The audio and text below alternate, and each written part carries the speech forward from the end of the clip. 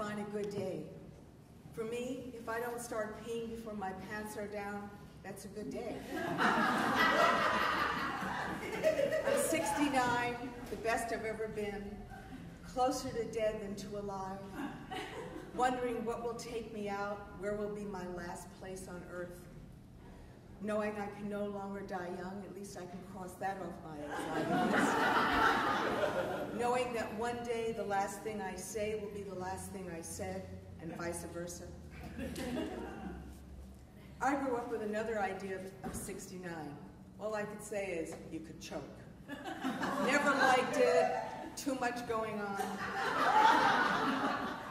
Now ADD is who we are. I have identified a new malady, I call it FAD, full attention disorder, for people who can't multitask, but they're working on a medication for it. I don't allow people to smoke in my apartment, and actually I'm thinking of another ban, this time on iPhones.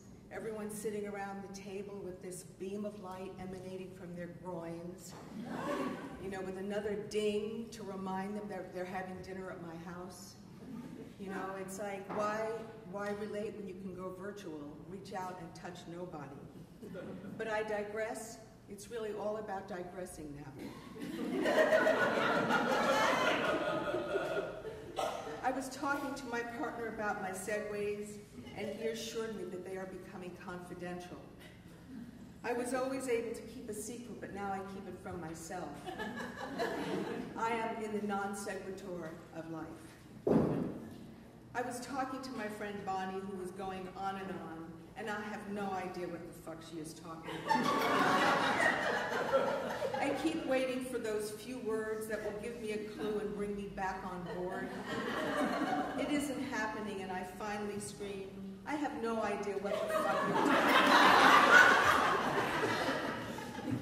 about.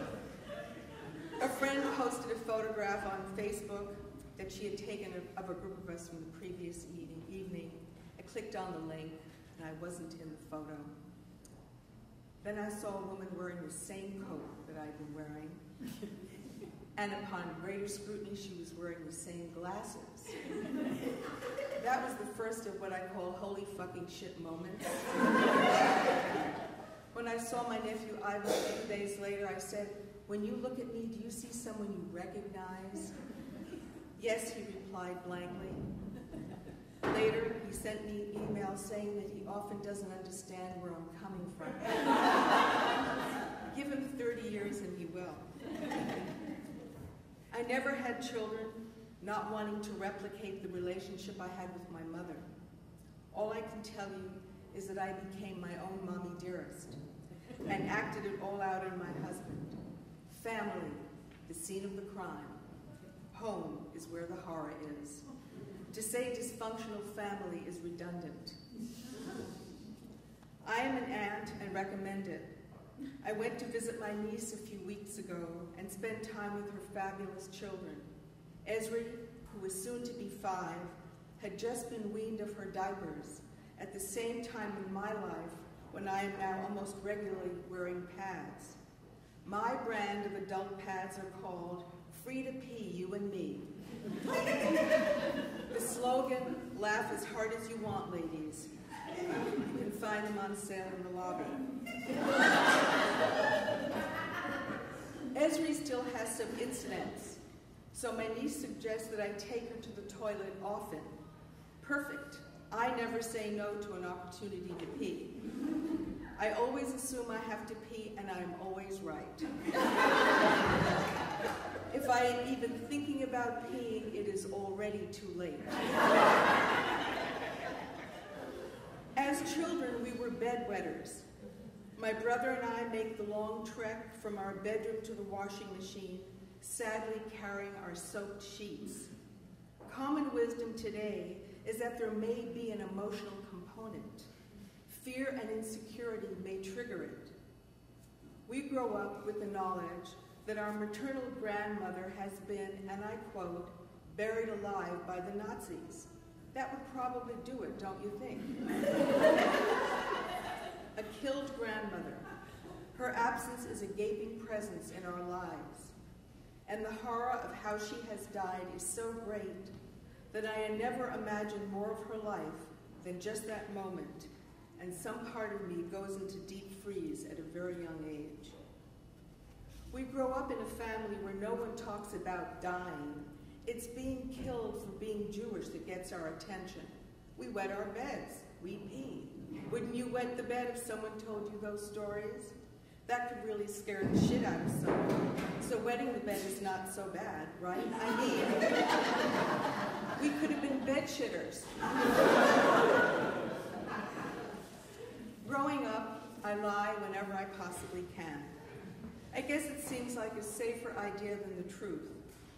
I go to Girl Scout camp with a photo of my father wearing a black sweater over a white shirt. I say he's a minister. The 3 badges I could have earned most easily were stealing, overeating, and lying.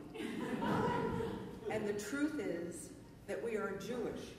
And in 1949, once you leave Washington Heights, you are venturing into new territory, Riverdale. The word is out. More Jews are moving in. First day on the block, I get my face slapped and I'm called a dirty Jew. My marriage lasted 34 years. I now realize that one of the reasons it lasted as long as it did and kept getting better was because Brad was a sculptor. He carved stone. No one who carves stone is in it for the quick fix. He knows that things are revealed over time. His reference was geological, or we would not have survived. We play out the mythic family reenactment, similar to what aficionados of Civil War reenactments do. Major difference, they do it once a year. We play ours out almost daily. Vacations, forget it. Then suddenly one day he had a heart attack and died, leaving me in the category of the undead. I was more present in the moment of his death than I had ever been when he was alive. I discovered that death has a life of its own. There are some expressions, well, just don't say them around me. Something is to die for? I don't think so. If anything is that good, isn't it to live for? Something leaves you dead in your tracks, dead as in dead? No thanks. And don't let anything leave you breathless. Having been with my husband when he died, let me tell you that you do not want to be breathless, not good. I have lived with a wonderful other man. When we first get together, we both have more in common with each other than anyone else we know. My husband has died, and his wife of 30 years had a stroke and is in a nursing home. We comfort each other, eat together, hang out in various stages of disbelief and disorientation, start living together. We are both highly domesticated animals, and that model works best for both of us. He cooks dinner for me in my house and knows where the dishes are. After living together for 5 years, his wife passes away, and one night he turns to me and said, "Well, I guess we should get married." "It's working as it is," I say. "Okay," he replied. He never brought it up again. So I'm into a new relationship, and I think, great, an opportunity to do things differently. Surprise, surprise. I finally found my voice about 15 years ago. Before that, I had my scream, my shriek. My husband used to say to me in his logical way, "You don't have to scream. I'm right here, I can hear you." Of course, he was wrong. I did have to scream. What I didn't know then is that I didn't need to scream at him.